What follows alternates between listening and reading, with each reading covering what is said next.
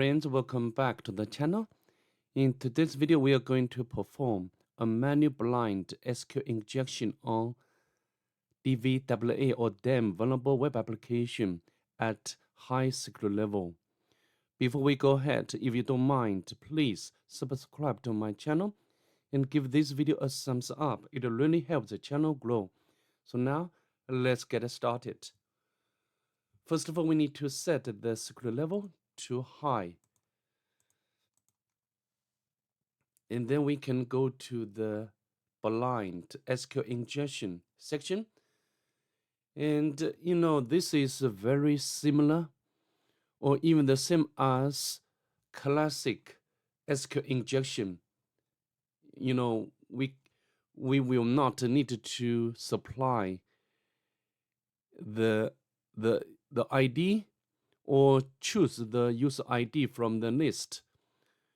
We need to, click the hyperlink and will be redirected to another page and then submit user ID. So this is the only difference. If we can realize such a difference, and then, such attack would be very easy, would be very similar. Again, I will not repeat all steps. Okay, so now let's go back to the blind SQL injection and to see how this application is behaving. We can click and we can submit like one submit, and the result is true. Okay, true response. However, if we submit non-existent ID like 100, submit, you will see the user ID is missing from the database. Apparently, we are facing blind SQL injection because we cannot see any actual query data from the database. So, to perform such a blind injection, SQL injection, we need to integrate or we need to use a variety of functions like substring, like ASCII. If you want to perform time-based injection, we need to use sleep function. Okay, so how to do? And the steps you can take is very similar. For example, the first step is to determine the application is vulnerable or not. Next, we need to determine the injection is string-based or numeric-based. Next, we need to extract database name, and then we need to extract column names, and then eventually extract actual data from the database. Okay? So next, we can check to see this payload and submit. Yeah, exists. So possibly, of course, the application is vulnerable, and secondly, the injection is string-based.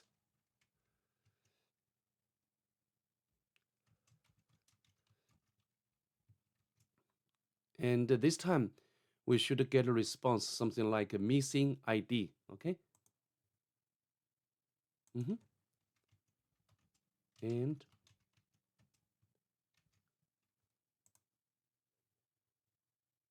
submit. Yes, it's missing from the database. And you can try more payload.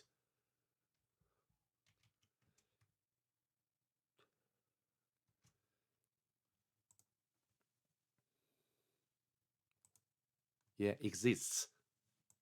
All right. So next, we need to, know the length of the database name. And the function we are going to use is the length.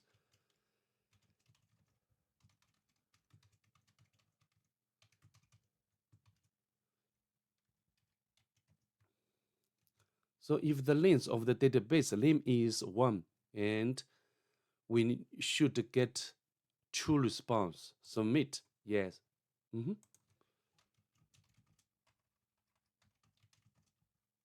Lens database.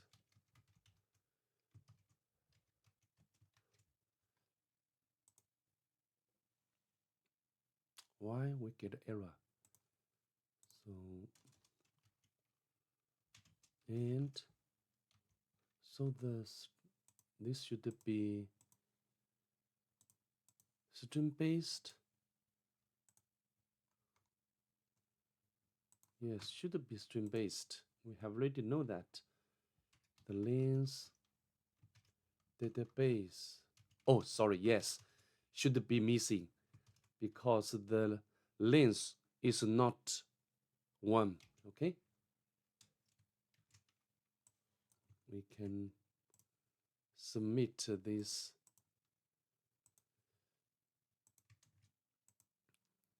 Yes, missing. And we can increment this number from 1 to 2. We'll still get false response. Yes. And then finally we can increment this to 4 because as we know the database name is DVWA. We can copy.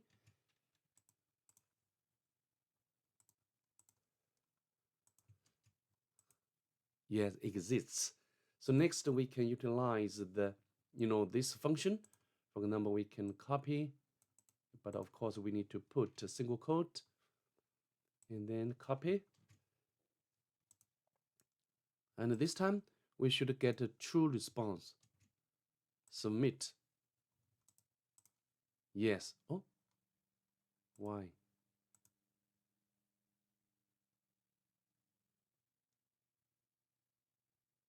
Oh, sorry. I can copy and submit the payload one more time. Yes, exists. And also you can repeat this process until you can find the first letter of the database name. And should be, as we know, the database name should be DVWA. So you can get its, no?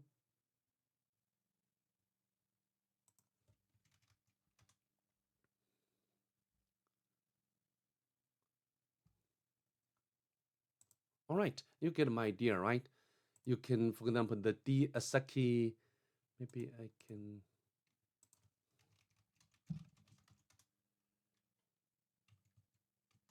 Table.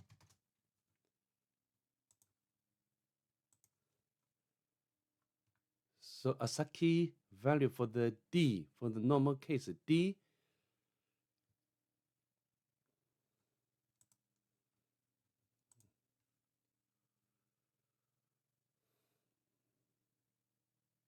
D.